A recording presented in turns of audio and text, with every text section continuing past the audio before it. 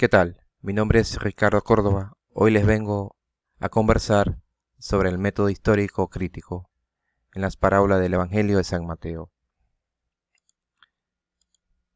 Veamos qué es el método histórico crítico.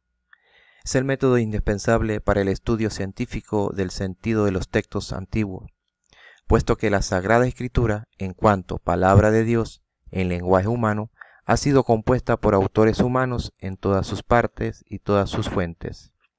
Su justa comprensión no solamente admite como legítima, sino que requiere la utilización de este método. Este método recorre las siguientes etapas.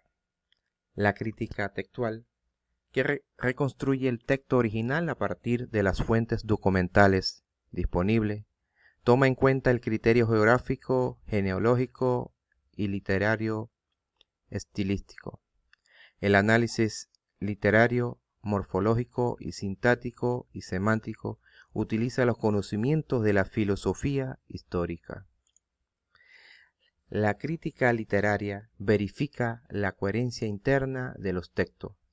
La crítica de los géneros procura determinar los géneros literarios, su ambiente de origen y sus rasgos específicos.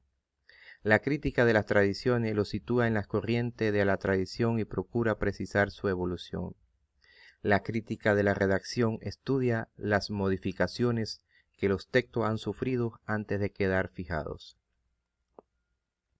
Veamos algunos datos del Evangelio de San Mateo.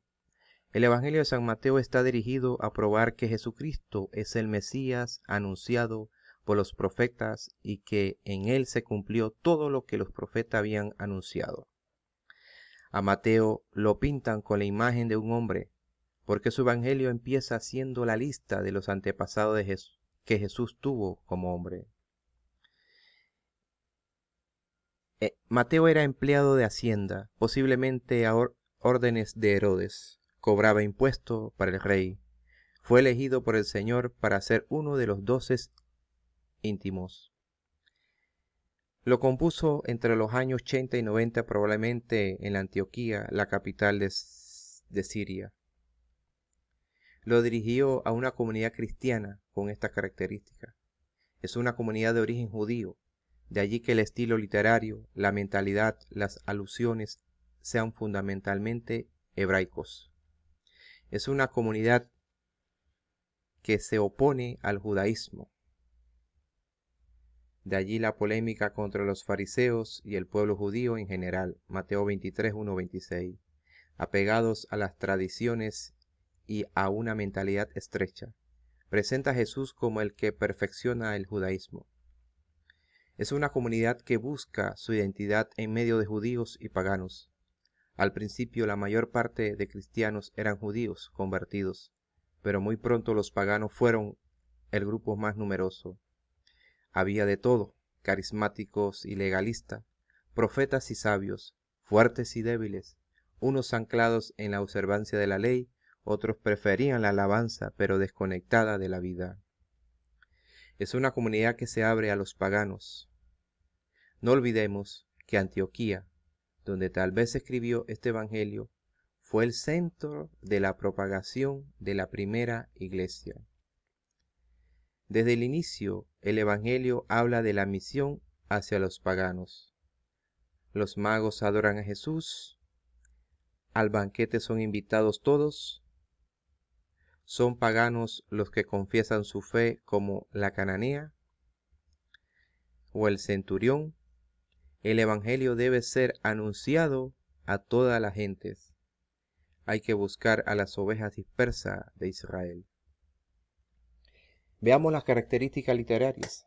Mateo escribió su evangelio primero en hebreo o arameo y después en griego.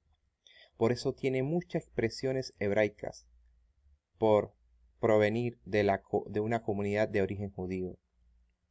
Compuso su evangelio a partir de 3 fuentes: el evangelio de Marcos, la fuente de las palabras de Jesús, o primer Mateo, o fuentes Q, y otras informaciones propias. Su estilo se caracteriza por la brevedad y la claridad cuando habla de los hechos, mientras se alarga mucho en los discursos de Jesús. Comparado con Marcos, Mateo quita detalles, nombres propios, suprime lo marginal. Los discursos son lo más original de Mateo y son elaborados técnicamente a base de expresiones auténticas de Jesús. Veamos una de las parábolas del Evangelio de San Mateo, capítulo 13, versículo del 1 al 8, el sembrador, aplicando el método histórico crítico. Ese día Jesús salió de casa y fue a sentarse a orillas del lago. Pero la gente vino a él en tal cantidad que subió a una barca y se sentó en ella, mientras toda la gente se quedó en la orilla. Jesús les habló de muchas cosas, usando comparaciones o parábolas. Les decía, el sembrador salió a sembrar, y mientras sembraba, unos granos cayeron a lo largo del camino. Vinieron las aves y se lo comieron. Otros cayeron en terreno pedregoso, con muy poca tierra, y brotaron enseguida, pues no había profundidad. Pero apenas salió el sol, los quemó, y por falta de raíces se secaron. Otros cayeron en medio de cardos. Estos crecieron y los ahogaron. Otros granos finalmente cayeron en buena tierra y produjeron cosecha, unos el 100, otros el 60 y otros el 30 por uno. Palabra del Señor.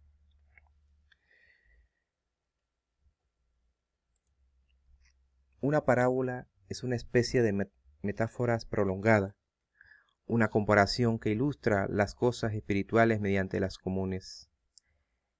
En términos generales, las parábolas son historietas para ilustrar ciertas verdades. El reino que Jesús se proponía establecer era tan completamente diferente de lo que generalmente se esperaba del Mesías, que le era necesario tener mucho tacto. Así pues, usaba estos cuentos para ilustrar el origen, el desarrollo del carácter mixto y la consumación del reino, todo lo cual nos parece muy claro a nosotros, pero que era enigma para sus oyentes inmediatos cuyas mentes estaban ocupadas de previo con un concepto muy diferente. Al interpretar las parábolas, el problema es saber cuáles detalles son esenciales y cuáles son tan solamente incidentes sin significados, necesarios para la presentación de la historia. Generalmente una parábola se formulaba para enseñar un solo hecho, y no se le debe forzar a que dé lecciones cada detalle. El número de las parábolas se cita como desde el 27 hasta el 50, pues lo que algunos llamaban parábolas, otros llamaban metáforas. Por ejemplo, las ovejas y los cabritos, la casa sobre la roca o sobre la peña, la lámpara debajo del almud, el remiendo nuevo en traje viejo, etc. Generalmente su número se calcula en unos 30. Algunas de ellas se parecen mucho entre sí. Jesús usaba diferentes relatos para ilustrar en un mismo punto, y a veces un mismo relato para ilustrar diferentes puntos. Usó sin duda algunas de estas parábolas cientos de veces, pues no era como el pastor de una iglesia que ha de predicar de continuo al mismo público, sino más bien como un predicador andante que se dirige día tras día a diferentes grupos. En esta parábola se relata también en Marcos 4:1-25 y Lucas 8:4-16. La semilla es la palabra. Las almas nacen de la palabra de Dios, Pedro 1:23, y no de la hojarasca de sermones insípidos. Esta parábola es una profecía de cómo sería recibido el Evangelio. Algunos ni oirán, otros la recibirán, pero pronto se apartarán. Otros seguirán por algún tiempo, pero poco a poco perderán interés, y algunos se mantendrán firmes en mayor o menor grado hasta dar el fruto final. Esta es una de las parábolas que podemos decir que no es algo que los primeros oyentes de nuestro Señor Jesús pudieran entender, debido a que muchos de allí sabrían acerca de la agricultura. Dentro del contexto, en el ministerio de Jesús, al explicar la parábola del sembrador, era animar a los oyentes a hacer misiones para plantear responsabilidades y para plantear la necesidad del arrepentimiento. Dentro del contexto latinoamericano no nos muestra que pese a la injusticia que hay en este mundo, los planes de Dios siguen, y la realidad es que ¿quién es el hombre para parar los planes de Dios? Nos muestra que el reino de Dios está en obra pese a las oposiciones. Muchas gracias.